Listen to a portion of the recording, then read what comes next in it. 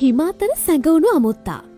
සියවස් දෙකකට වැඩි කාලයක් පුරාවට නේපාලයේ හිමාලය ආශ්‍රිතව සැරිසරනවා කියන මේ අභිරහස් සත්වයා මුළු ලෝකයක් හඳුන්වන්නේ යටි කියන නමෙන්. සත්‍ය වශයෙන්ම යටි නමින් සත්වයෙක් ඉන්නවද කියලා සොයා බලන්න නොඑක් දෙනා නොඑක් ආකාරයේ ගවේෂණ සිදු කරනවා. යටියව හොයාගෙන හිමාලයේ හිම සීමාවෙන් පහළ ප්‍රදේශවල වගේම රුසියාව, චීනය සහ නේපාලය ආශ්‍රිතව පිහිටලා තියෙන. ඒ වගේම උසින් වැඩි.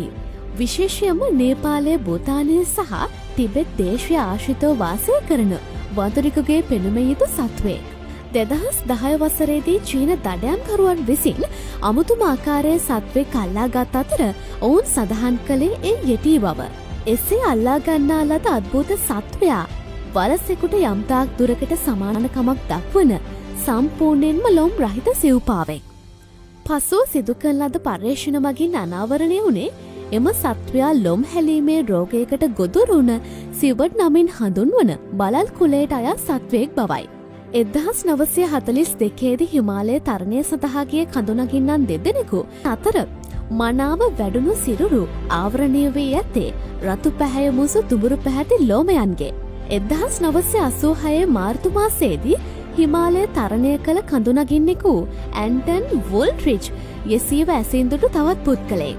කිසිදු ශබ්දයක් පිට නොකළ යටි නොසෙල්වී සිටගෙන සිට ඇති අතර අමුතු හැඩයක් ගන්නා ලද පාසටහන් ඔහු දෙසට යොමු වී ඇති අයුරු ඇන්ටනී දැක තිබෙනවා. ඇන්ටනී විසින් ලබා ගන්නා ලද යටිගේ ඡායාරූප දෙකක් පර්යේෂකයන්ට ලක් කිරීමෙන් පසුව සත්‍යවා බව තහවුරු වුණත් ඒවායේ සිටි සත්වයා පැහැදිලිව හඳුනා ගන්න හැකියාවක් ලැබිලා නැහැ.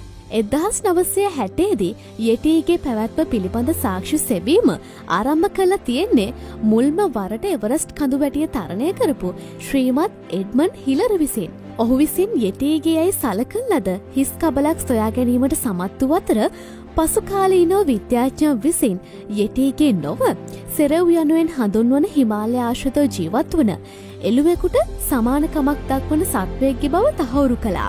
නැවත වතාවක් 2011දී එඩින්බර්ග් සත්ව උද්‍යානයේ ගවේෂක කණ්ඩායමක් විසින් යටිව සොයා නේපාලය ආශ්‍රිතව මෙහෙයුමක් දියත් කළා. එහිදී යටි ගියයි සැලකින ඇඟිල්ලක් ඔවුන්ට සොයාගන්න හැකියාව ලැබුණා.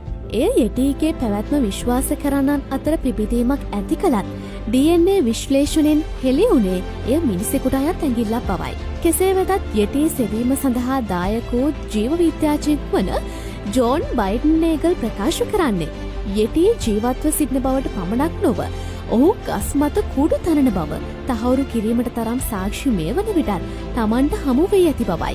යටි පිළිබඳ සාක්ෂි බොහෝමයක් පදනම් වී තියෙන්නේ යටිව ඇසින්දුටු පුද්ගලයන් විසින් ලබා දුන් ප්‍රකාශ සහ වාර්තා මත. වසර ගණනාවක් තිස්සේ යටි පිළිබඳ නොඑක් සාක්ෂි හමු වුණත් තවමත් යටිගේ පැවැත්ම නිශ්චිතවම තහවුරු වෙලා නැහැ.